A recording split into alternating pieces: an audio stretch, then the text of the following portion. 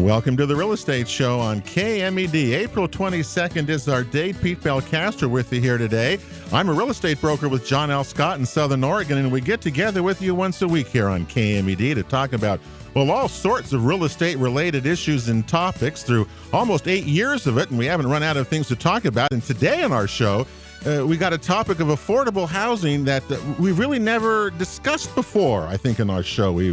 All the things that we do each week. And anyway, so we're looking forward to that today because Guy Giles from Bank 34 Mortgage is in the house. Guy is, of course, our resident mortgage lending expert, and nice to have you here. How you doing? I'm good. Yeah? I'm kind of excited to have him on the radio. Yeah, you're talking about Rob Justice, yes, I believe. Him. Yes, okay, I am. Yeah, who him is, who we haven't introduced yet, but anyway, we're there. And also here with us today is Brad Bennington, who's the CEO of the Southern Oregon Builders Association. You have an interest in affordable housing.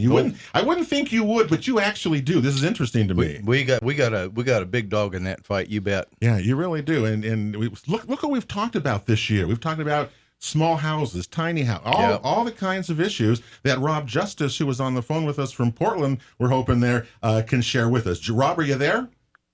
I'm here. Hey, thanks for having me. Yeah, nice to have you here. Well, I just wanted to tell people what I first heard about you was a quote here that came from the director of Oregon Housing and Community Services, a lady named Margaret Van Vlier, and she says that you've managed to significantly drive down the costs associated with developing affordable housing without public assistance and deliver quality units at rents people can afford. Rob, when I first read that, I thought that's too good to be true. Is that true? That is true. And we continue to do so. In essence, Home First Development is kind of a developer for hire. So we build housing for nonprofits, churches, mission-oriented investors, and we use pretty much a kind of a private market approach, in our effort to build affordable housing. And you've been doing this for some time, is that correct? Yeah, we did build our first project in 2009, and in the beginning, there's a little bit of a proof of concept. Mm-hmm. I kind of have a different background. I used to work in the nonprofit world and worked with homeless folks and, kind of saw the affordable housing industry and a lot of the government subsidized, buildings that were going up. The cost to build, was higher and higher. And also just a frustration in trying to house our folks. So a buddy of mine, Dave Carbonneau, who was on my board of directors, kind of said, you know what, there has to be a better way. And so we teamed up with an architect friend of ours and, in essence, kind of created basically a formula. What we did is we started with the rent. We said, all right, if we want a $600 rent, let's work backwards. Work backwards, okay. And then looking at what the land cost would be, the construction costs, soft costs, and literally came up with a formula. And then turned, to a lot of small subcontractors and general contractors. And we built that first project in 2009. We built it for just over $70,000 per unit. Now, that's pretty good price. Brad, that's pretty good. Yeah, Brad Bennington here. Thanks for being on this afternoon. Rob, you and I met at that Housing for the Homeless symposium we had down here in Medford about a month ago.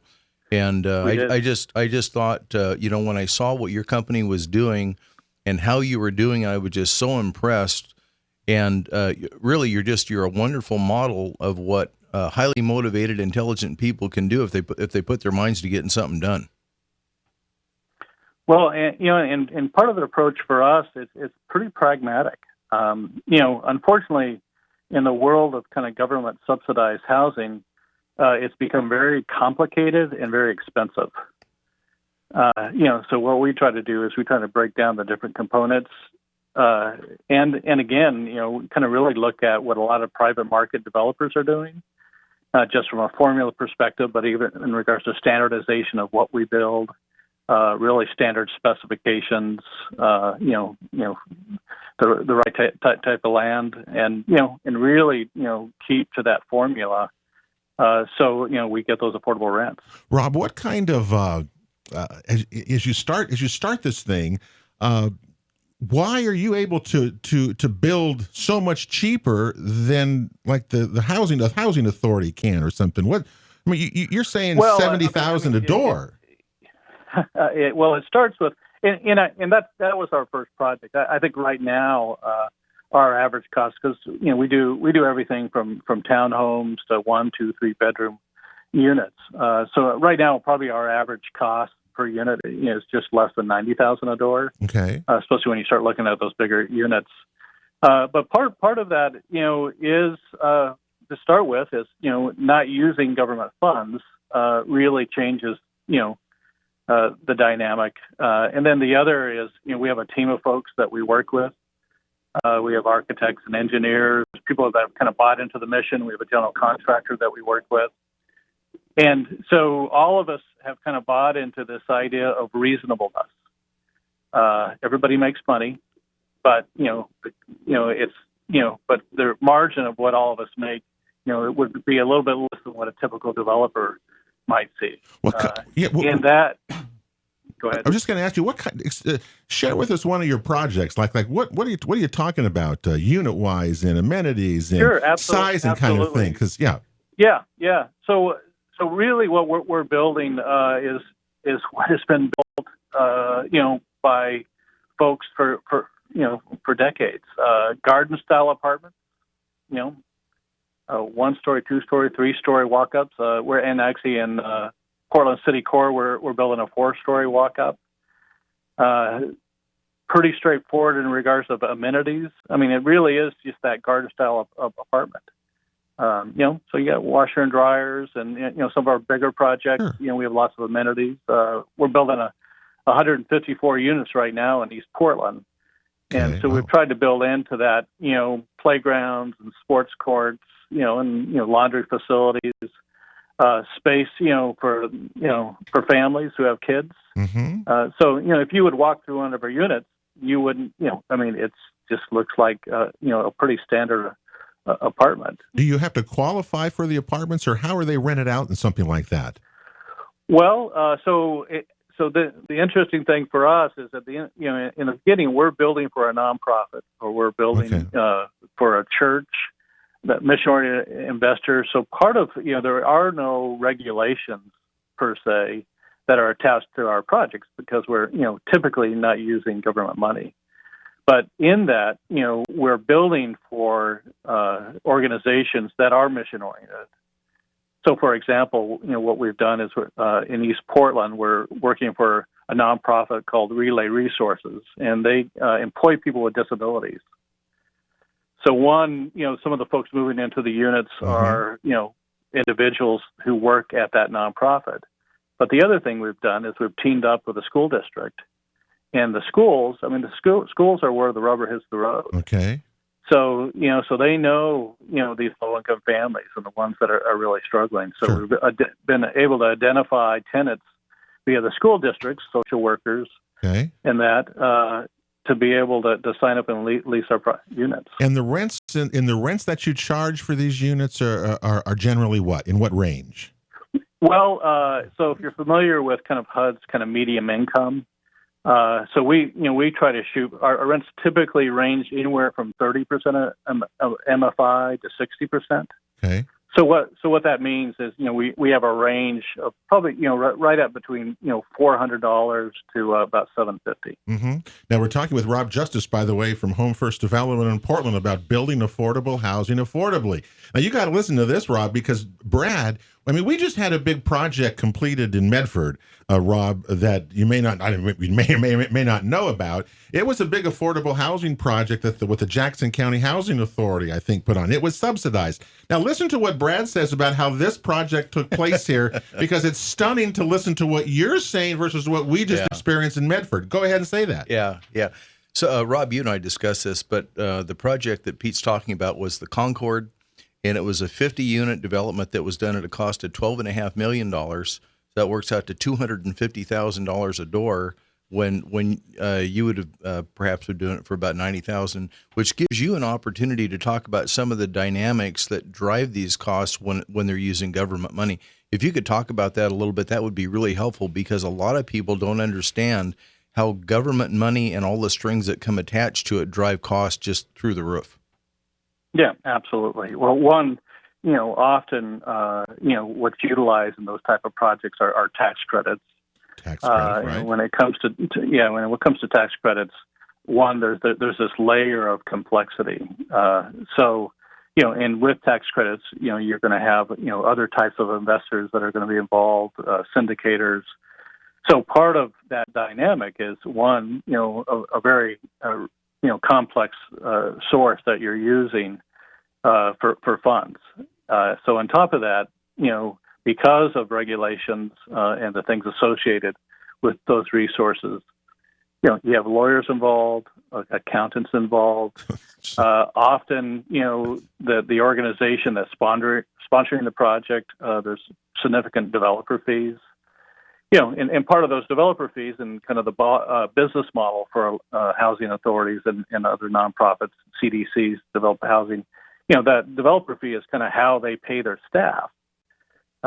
So, on top of, this kind of elongated process, you need a lot of bodies, because it's not just about applying for the money and then getting the money to build, but also down the road, the compliance aspects that's related to taking that government money. Yeah. So these organizations have to have lots of staff, permanent staff, as they move forward to manage these projects. Well, you think so. And what are the rents, Brad? Do you know what the rents are down there at that project in Medford?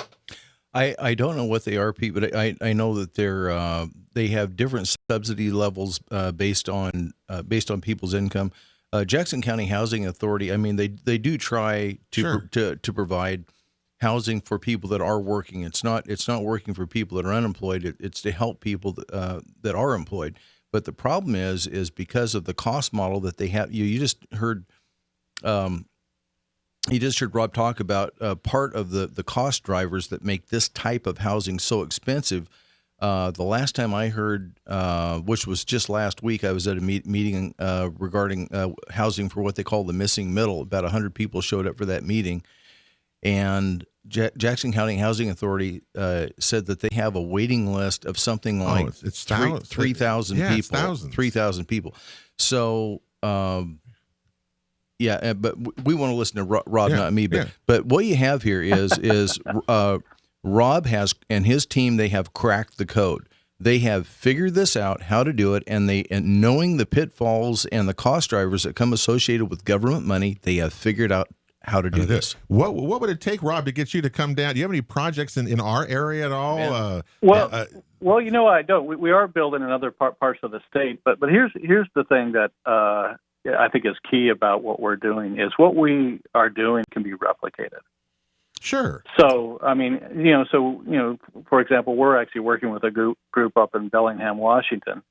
We're not going to be traveling, and our general contractor is not going to, be heading to Bellingham to build. But what we're doing is we're working actually with a local organization up there to replicate what we're doing. Mm-hmm. And I've kind of offered that to a couple folks in Medford that would be happy to work with. It could be a local developer, it could be a nonprofit, a community action agency, to really look at kind of the model and replicate that. I think you ought to look with the home builders, with the Builders Association, and partner with them. Absolutely. I think they'd be a really good candidate. Yeah. Well, and I think one of the key things that make it work for us is we tap into small business, so we tap into these smaller subcontractors. And I always think of the roofer that we use. It's just a family-owned business. And they come in, they're reasonable, they come in, they do quality work, they knock it out. And so the other part of what we're doing is really, tapping into, the subcontractors in the local community, where what happens a lot with these big government funded projects is the little guys don't get a chance. So, so if you're going to be dealing with a very complex funding model and and these type of tax credit projects, usually it's they need that those contractors and subcontractors that are a lot bigger. Yeah. Well, and you've got you said 150 units that you're building right now, just around, right? Well, actually, it's a little more than that. Wow. Okay. That's one project. So right now, currently under construction, we have 311 units being built. You have 311 units being built, all affordable housing, and all being done privately without government subsidy. Yeah. Well, we actually are getting ready to do a project. I have to give the state of Oregon a little bit of kudos. They have some new funding come out. It's called Lift Money, and it's based. It's kind of designed around kind of this lower cost approach. We got a break coming up here. So will you stay with us for one more little segment there before we let you go? Absolutely. All right, we'll be right back. We're with Rob Justice from Home First Development, Guy Giles from Bank 34 Mortgage, and Brad Bennington of the Builders Association, the Real Estate Show here on KMED. Hey, we're coming right back right after this. The Real Estate Show rolls on KMED. April 22nd is our date. Pete Belcastro here with you. Don't forget, you can check out any of our past shows at realestateshoworegon.com. They're all out there, and hope you'll check them out. Some great shows in the past. The market, of course, is rolling along here. Biggest change, I thought, certainly in the last time we were here 2 weeks ago, was that in the statistic-wise, the luxury market, 750,000 to $1 million and $1 million up, is turned in almost into like a buyer's market, if you can believe that, mostly because there's just more inventory out there, and so that's kind of a buyer's market compared to everything else that's out there in below 500,000, which is, of course, less than a month's supply. So it's an interesting market, as you well know. Today on the Real Estate Show, we're talking with Rob Justice from Home First Development here on the Real Estate Show. And well, what we've got here is just a terrific way that we're talking about affordable housing, how you build affordable housing affordably, and what we have heard a lot about it so far. We're also here with Brad Bennington, the CEO of the Southern Oregon Builders Association, and Guy Giles from Bank 34 Mortgage, who's, of course, our resident mortgage expert in the deal. Anyway, we're glad that you've joined us. Fellas, we talk about housing all the time. Yeah. It's fascinating to me to listen to what he's saying. Don't you find it? I mean, what can we do here, Brad? Guy, can we do something like the project here? I think part of the most fascinating part is he's talking about getting away from all the government stuff, right? As we were completely getting taken over by all the government back in 2009. So it's kind of refreshing to hear about something that's just a little bit away from that. Well, it's fascinating to me to hear how you can actually do this with projects like this and make them work. So, Rob, you're still with us on the phone from Portland, right? Yeah, absolutely. Well, and I think what's interesting is, and one of the individuals that absolutely love our projects and what we do is our banker. The bankers. And part of the reason what he loves about our projects is, one, he sees them as a good investment.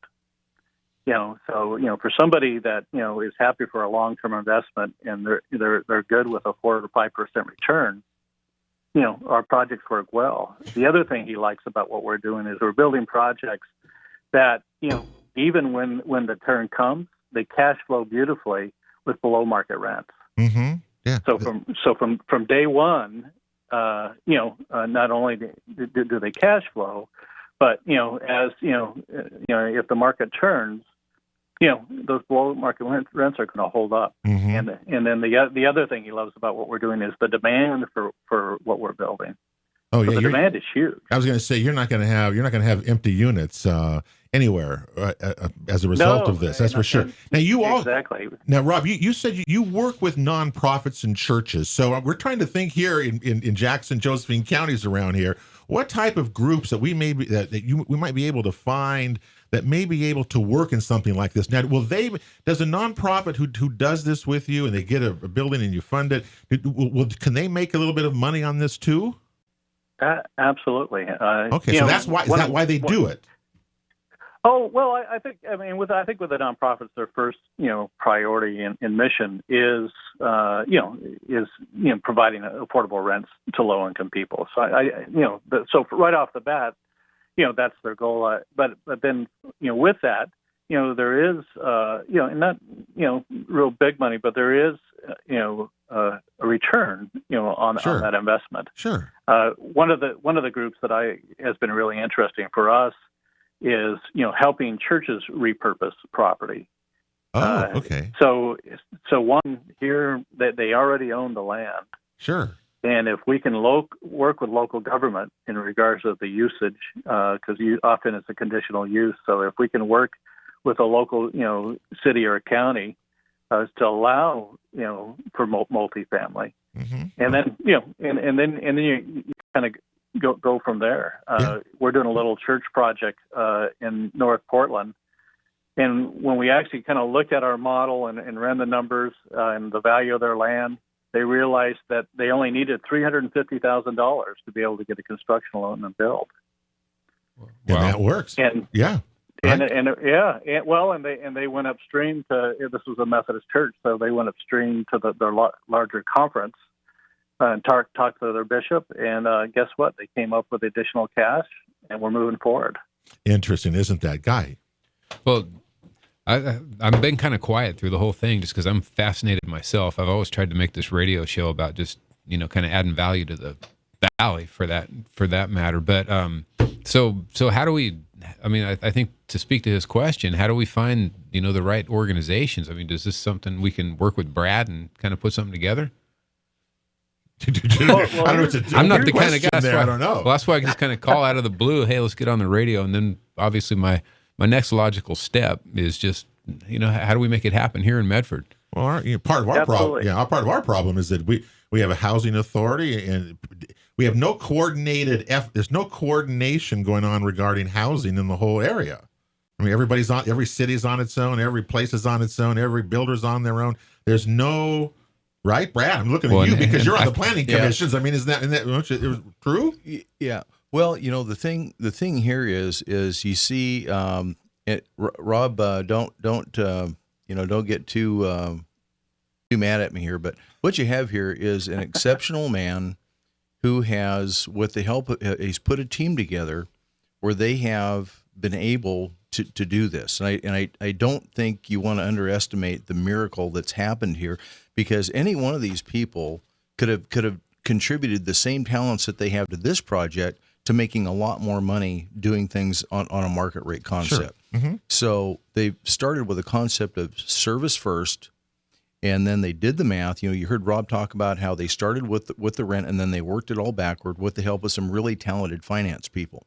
So this team of people really has cracked the code. Now, could we do it down here? And Rob has said, sure, we could use that model. Okay. We could use that model. But you have to get the right team members. You have to get the right cooperation. You have to find the right people that own the property. I think we could do it here. Because we're certainly not going to, the units are not going to be empty. And if they build them, they're going to be filled. Yeah, right. So what we know is there is tremendous demand for housing for people that make a certain amount of money, right? That's what we're talking about is, people that have lots of money, we don't worry about them because, they have income that'll support where they want to live. What Rob has done is his company has figured out how to build housing for people that are in this income group, and I think we all realize that there is tremendous value if we can figure out how to do that. Do the same design, you have the same art, the same builders. Not the same builder, but you have the same kinds of sameness, it sounds like, that makes these projects economies of scale, right? That's a big thing. Right.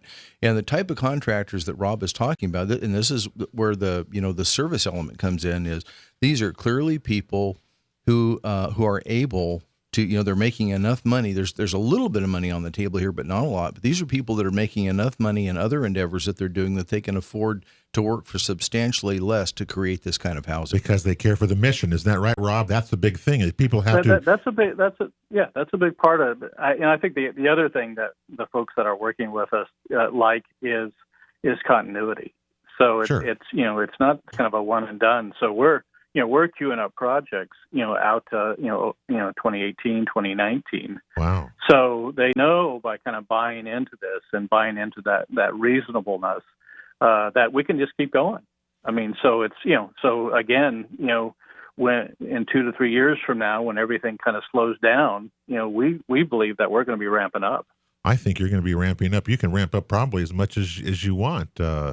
because the need is certainly not going to go away. And are governments who you work with, are they friendly to this approach? I mean, have you ever had any government give you some land for some of this stuff, or cheap sell some of their? I was just going to mention that. One of the things that with some of the nonprofits that we're working with is they have had local government give them land. Okay, well, see, so that's, just that right there, and when I was down in Medford, before, we were, there were a few politicians in the room, and a part of kind of moving in this direction, one part of it is political will. Yes, absolutely. So is there somebody within city council? And Medford, Ashland, the different Phoenix local communities that said, you know what, here's a model. And we're going to do it to be in our community. All right. We're going to identify the land, and we're going to work with a nonprofit. And we're going to do it. Hey, Rob, thanks so much for joining us today. We really appreciate it. Gosh, we're going to work on this and get back with you, okay? We're going to see if we can't pull something off down here and get one of these projects going, all right? Thank you so much, okay? And best of luck to you. You bet. Thanks. Yeah. You bet. Thanks, Pat. Yeah. Isn't that interesting? We got a break coming up. We're coming right back. Real Estate Show rolls on KMED. April 22nd is our date. Pete Belcastro here with you. Don't forget, check out any of our past shows at realestateshoworegon.com. Next week, the Rogue Valley Association of Realtors will be along and have a show with them on the education series of real estate that we've been doing with RVAR. Had a big successful Food and Wine Classic event, raised lots of money supporting the Home Foundation and all those kinds of things. Today on the show, man, I've learned a lot here today with Guy Giles, by the way, and Brad Bennington. Guy Giles from Bank 34 and Brad, the CEO of the Builders Association. I've learned a lot from Rob. My goodness. I mean, it sounds really, when I first read that, I thought, oh, this is just too good to be true. It can't be. And listening to him and listening to you, it is true. It can be done. And taking the government subsidy out and letting the private sector do this. Wow, what a concept. Isn't it? It's amazing. It works. I mean, listening to them. I wish we could do something here, and that's going to be our big challenge. I'd love to find a group. Well, you guys, groups. Yeah. Well, I'm in the same frame of mind. I want to get something going with this. You guys probably think I'm off hanging out with Joe today or something. I didn't talk a lot because I just kind of wanted to sit back and listen.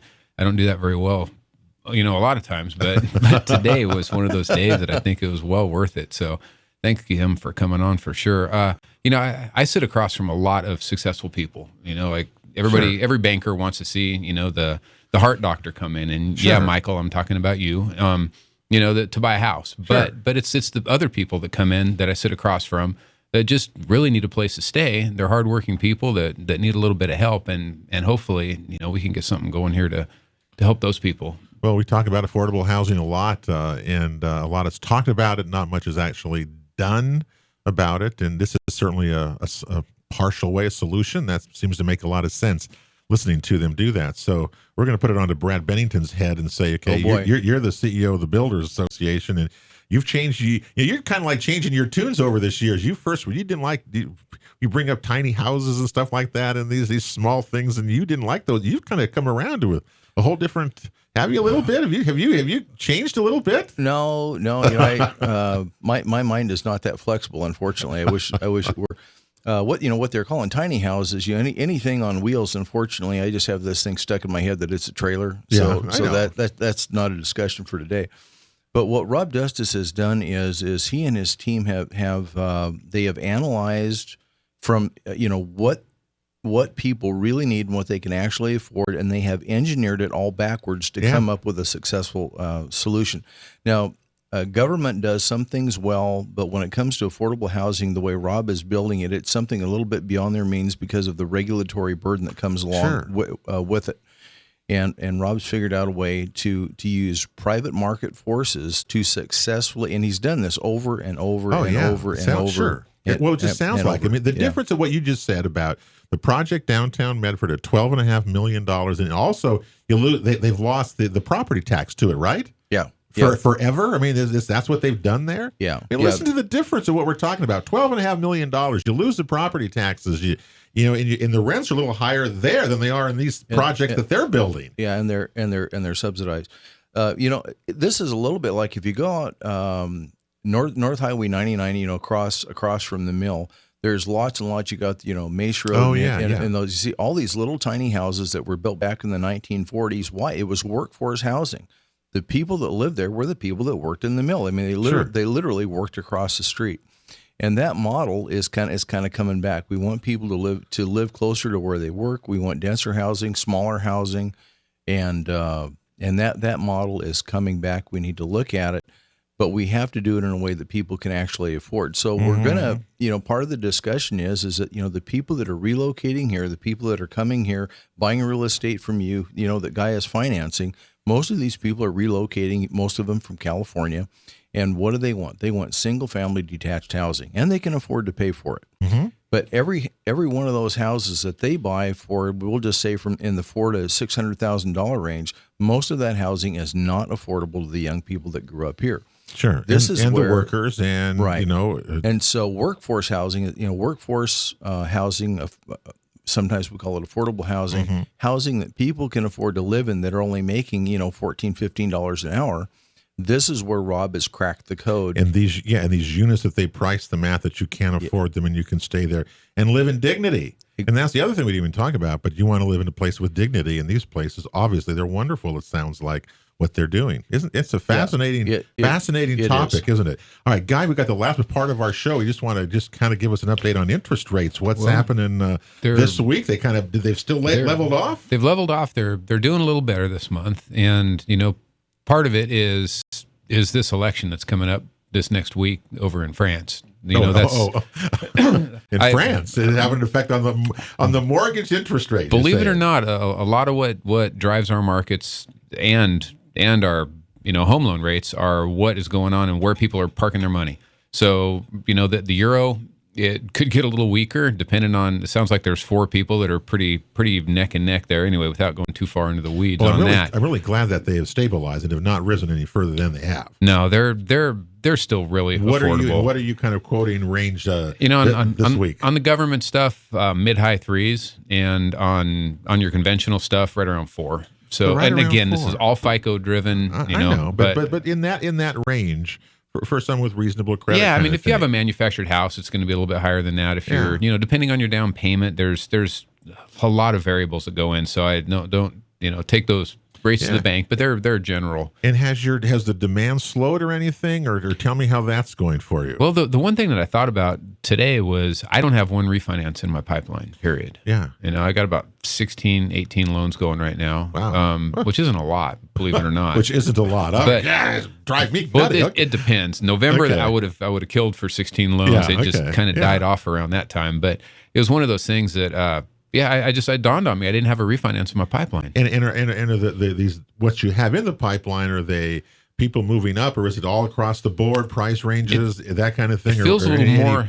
It feels a little more across the board. We're still getting a lot of people. I'd say probably a third of my pipeline is from California. Okay. I got people from, a little bit of everywhere, like always. But there are a lot of people that are kind of moving around. I'm starting to see the 541 numbers coming with my referrals a lot more. Well, we're certainly seeing, more listings have been coming on, although I think not as dramatic as I think a lot of principal brokers and office people would like to see. But it has improved, but it's still it's not balanced where it is. Like I say, the luxury market is right now pretty full. Yeah.